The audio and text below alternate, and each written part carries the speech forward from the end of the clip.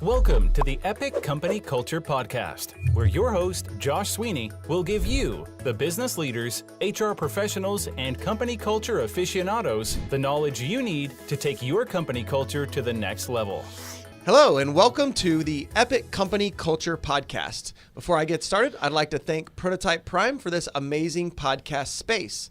Today's episode is all about sales culture, what makes a high-performing sales culture, and we are joined here by Jason Moore of SalesLoft. Jason, thanks for coming in. Thanks for having me. Well, I'm excited to have you in because, we had a quick conversation on the phone, talked a little bit about sales operations, Right. and we haven't had a sales ops person specifically on the show. Oh, good. So, yeah, I think it's going to be amazing content for our fellow culturists out there. So tell us a little bit about yourself, your role, and SalesLoft. Yeah, so as you said, I work for SalesLoft. I run global sales operations there. Under my purview, I have Deal Desk, which is responsible for all of our contracting, ensuring that the pricing is right, that the contract terms make sense for both our customer and for us, ensuring that the data is accurate in our CRM system so that we can report on it and track how we're doing as a business. Also, I have a couple of Salesforce analysts underneath me that help me with territory management and account allocation. They help with all of the dashboarding and the reporting that we have, as well as I run sales compensation. Got it. So tell us a little bit about SalesLoft as well and what they do. Yeah, so SalesLoft we're about 350 people here in Atlanta. We're headquartered out in Midtown. We just won for the second year in a row Atlanta's Best Place to Work, so we're really proud of that. And Congratulations. that is heavily influenced by the culture that we have. We are sales engagement software. We help bring out the authentic seller in everybody. We sell to B2B companies and help them connect with their customers on a more personalized basis. Got it. Well, I know I've been following Kyle Porter and his rise over the years, and it's been meteoric, the whole company and everything that you guys do. Love the tool. I know customers, of yours that love the tool. So it's morphed over the years and become better and better. Yeah, it's great. It's a lot of fun. Awesome. So sales operations. One of the things you mentioned was CRM, data cleanliness, dashboards. How crucial do you find these things to be in maintaining a high-performing sales culture? I think it's extremely crucial. If we have good data, then we're able to look at the business the right way. We can slice and dice the data any way we want to. And the better the data is, the better decisions we make, the better we can steer the company in the right direction. CRM systems are garbage in, garbage out. So if the data's bad, we're going to be looking at it wrong. We're going to make bad decisions potentially, which could steer us in the wrong direction, which could have detrimental effects to the business, not only the culture that we have for the sales team. Yeah, I know how important that, garbage in, garbage out kind of scenario is. I mean, at Epic Culture, we use an ABM, account-based marketing strategy. So we know who we want to target. We know who we want to work with. And, there's just all kinds of aspects of that data that come into play. When was the last activity? How many activities? We do email outreach, more on a one-off basis to send them content. And, we're always getting bounces. Right. So somebody has to go in and run the list of bounces for the week and figure out how to update all of that data. People move companies. I think I read or listened to a fact the other day, and it said over a course of a year, I think 30% of data goes bad because people have left. Their phone numbers have changed. Right. You had the phone number from the company they were at, So, I mean, are some of those things the types of problems you're solving? Oh, absolutely. We look at the data that we have in the system. We have a couple of data vendors. There's a bunch of them out there. Each of them seem to have their own special niche. One is really good in certain industries. One's really good with very specific contact data, be it direct dial phone number, cell phone, email, etc.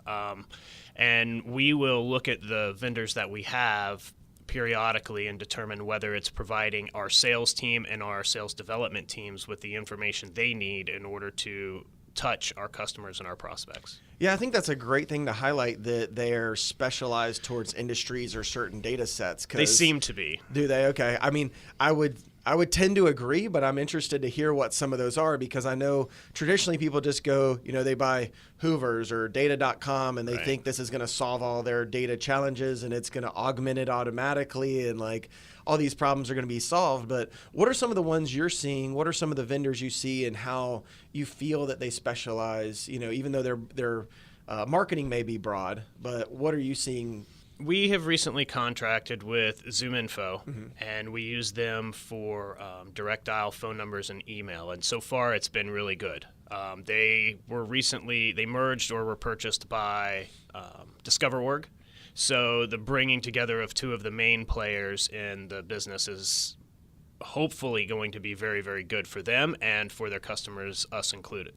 So we're looking forward to the two technologies coming together and providing even better data cleanliness for us. What are some other more unique items besides like email and phone number? What are other things that you guys are looking at where you need a different vendor than what you would traditionally think of?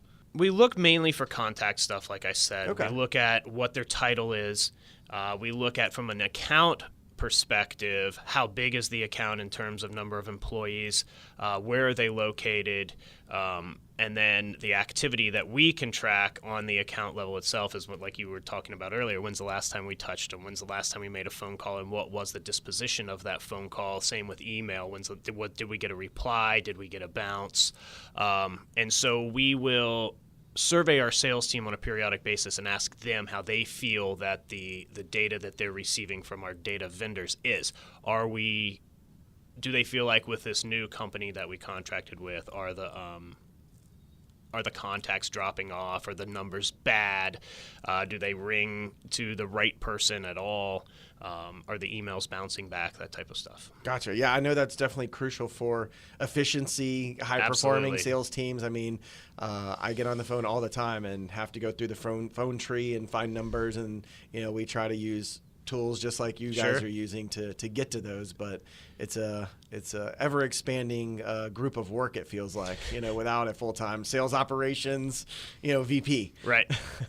Awesome. So you've been in the sales operations role, I believe, for a long time, right? Before SalesLoft, you had multiple of these, correct? I've been in sales operations for over 10 years now. I've been with SalesLoft for a year, but I was in sales operations for greater than 9 years prior to that. Got it. So SalesLoft's won 2 awards for being amazing place to work. Before that, where else have you worked, and what did you see as part of their sales culture that you feel made it a high-performing team?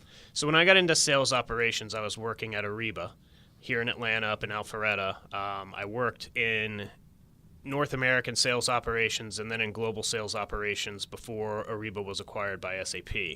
The culture at Ariba early on in the days was a lot of what you would think of a startup being. They're headquartered out in California, but their base of operations was here in Atlanta. And we had a high-performing sales team. We had very seasoned sales reps, and they were working with 6 to 9 month sales cycles, but on large deals. Very smart, very well-educated salespeople, and we had a culture of constantly looking and inspecting the deals. What's our forecast? Where are we going to land this week, this month, this quarter? And that drove a lot of high-performing individuals. After the acquisition from SAP, culture shifted just a little bit because we went from a mid-sized company and merged into a much larger company. And that was an interesting experience in my tenure. I switched managers a couple of times within SAP. Got to see how different companies ran their sales and their sales operations groups, and then ended up following one of my heads of sales from SAP out to Lithium Technologies. Got it. Is there a kind of a belief system you found in some of these companies where maybe they just don't understand what sales operations is? They don't believe they need it.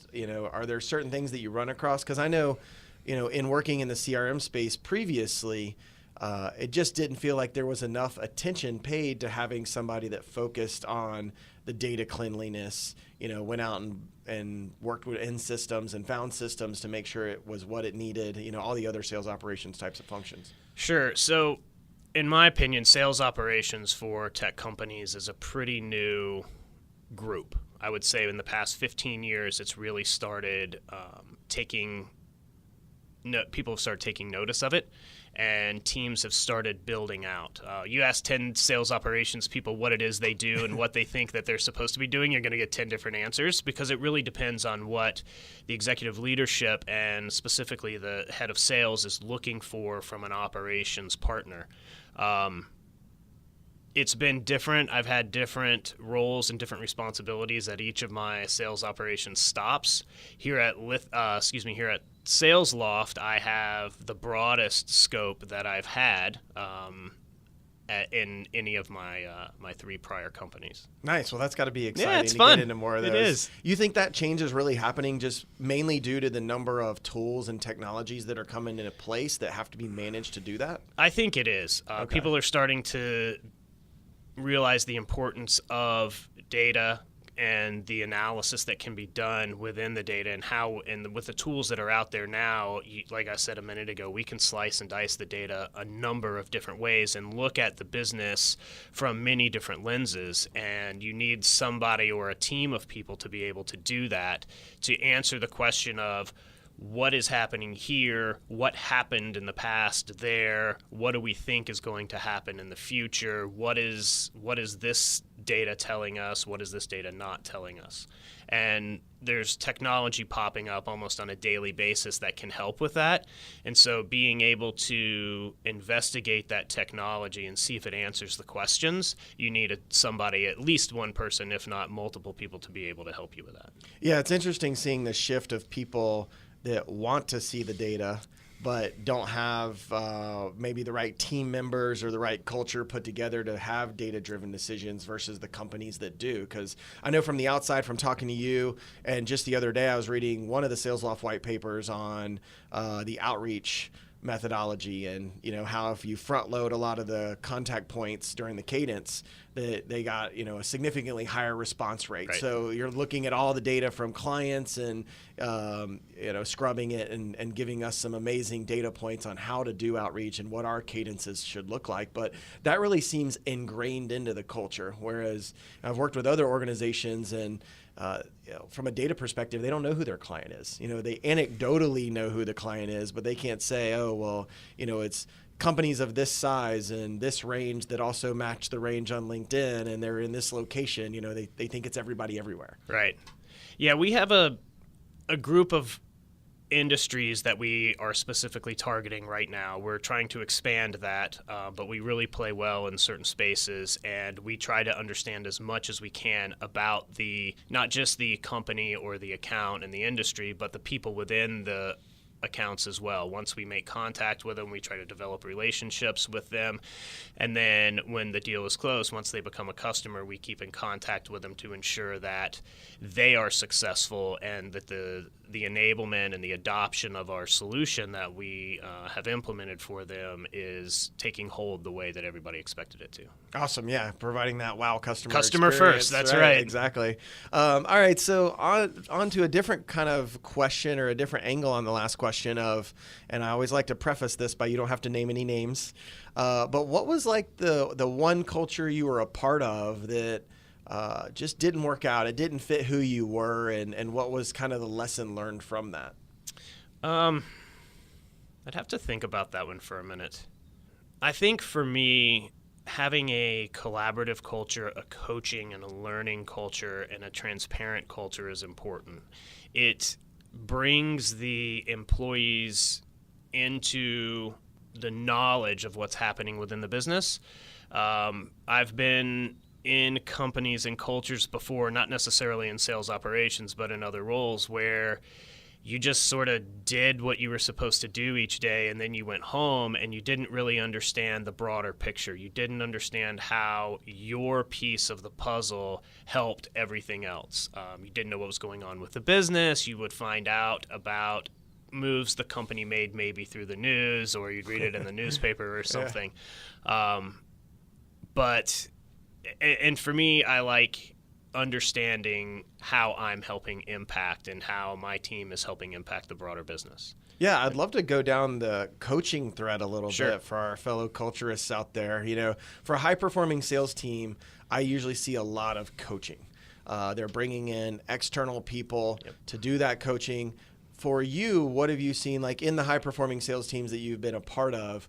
What does it quantify that? What does that look like? Are they bringing in a coach weekly, monthly? Are they bringing in external people? Also having the sales manager coach on a recurring basis? Like, what are some general rules that you've seen or ways that this plays out? So sales managers are certainly responsible for coaching and helping their team grow and learn and understand how it is that we do business at our company.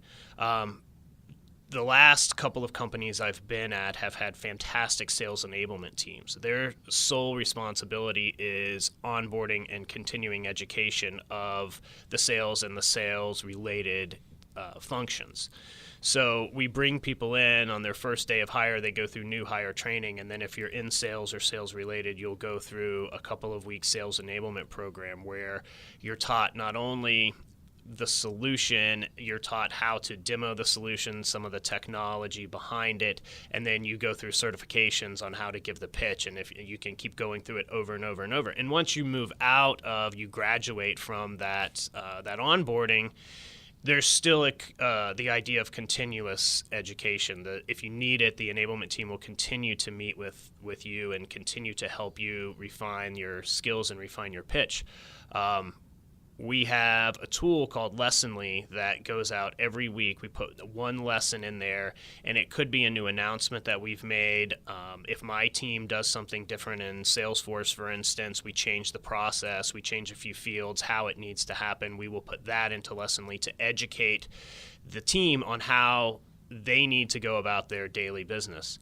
If we release a new product, for example, or we release a new enhancement, that can go into Lessonly as well to teach and coach the individuals on what it is and how to sell it. Yeah, that's got to make things a heck of a lot easier nowadays, because I was always a big advocate in rolling out CRMs and saying, you need to tell the users what's changing on a recurring basis. Like, hey, we have this new report, we have these new fields, here's how you use them. And I always found that it was a lot easier in little micro snippets. But, sure.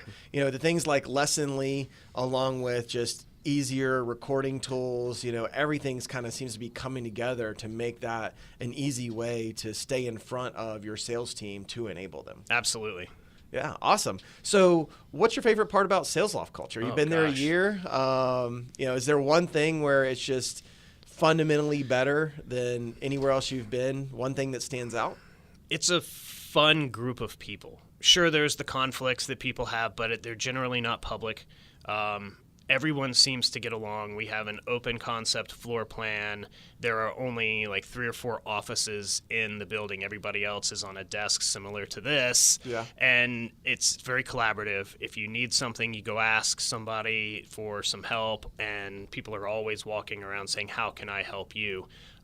It's very much a team-driven and team-focused culture, and that's a lot of fun. Awesome. So what else have we not covered in sales operations that you think people should know? Like, I know there's always those takeaways, those do's and don'ts, because when you've done a role for as long as you have, there's like some faux pas out there where you're like, oh, don't do it that way. What are some things we can share with our audience? For me, sales operations is there to help the sales team do their job. We're not there to be a roadblock. We are there to bring process and efficiency so that as a business we get better and we can understand how we're doing. But a lot of times sales operations can be viewed as a roadblock to getting deals done, and that's not at all what we're trying to do. And if that is the case, if, for example, Deal Desk is holding up deals or not moving contracts out fast enough, then we need to know that quickly so that we can change that. We're there to help get business done and to speed it up. Yeah, that's an interesting point on the Deal Desk, because when I think about sales operations and technology and automation and augmenting data, it's all efficiency and helping the salesperson do more. But if there's one thing that has absolutely just killed deals in the past for me, it's the legal process, Yep. right? It gets into contract mode, and I guess maybe just share for our listeners, what's the definition of deal desk? What happens at the deal desk? What are some of those things that go on? So deal desk is responsible for our CPQ system, configure, price, quote. Once an opportunity is created and the sales rep is ready to send a proposal, send a quote to the customer, it goes through the CPQ tool. So they'll enter the contract terms, the start and the end date, the term length, the products, and then the prices that they're proposing to the customer. That is where Deal Desk will step in to make sure that all of that is aligned, to make sure it makes sense, the dates line up correctly, and the price is right. We have workflows to ensure that if there are certain levels of discounts, it has to go through the approval process, and Deal Desk is there to make sure that that happens efficiently. So it's not sitting in somebody's queue for too long, and again, delaying the sales cycle, because that's not what we're there to do. And then the proposal will go out. It'll come back. It may go through some red lines on some negotiations on pricing, and then when the deal's ready to close, it comes back to Deal Desk to make sure that all the I's are dotted and the T's are crossed in our system so that it can be sent over to finance for invoicing and billing. Yeah, well, I love the idea of having had somebody go to bat to make sure those things progress through, because I always feel like, if you just would stop redlining it and sending over and waiting for the next person to go back and forth, or, if somebody was on top of this and got everybody on the call together, Right. It'd be a 15-minute conversation, but instead it's 3 weeks worth of work. Sure. So I love the idea of really focusing on serving the sales folks, because That's what we're here to do. They got to close deals to bring in revenue and keep the momentum going. That's right. Yeah, awesome. Anything else you'd like to share? I think That's I'm a good. wrap, huh? Awesome. Well, thank you so much for Thank coming you. in and sharing all about sales operations. I appreciate it.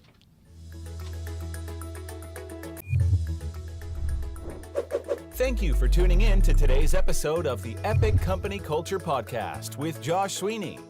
If you enjoyed this content, please subscribe on iTunes, SoundCloud, or Stitcher. For additional content and transcripts, visit epicculture.co. If you have questions or topics you would like us to address or expand on, tweet us at epicculture1 or email at podcast@epicculture.co.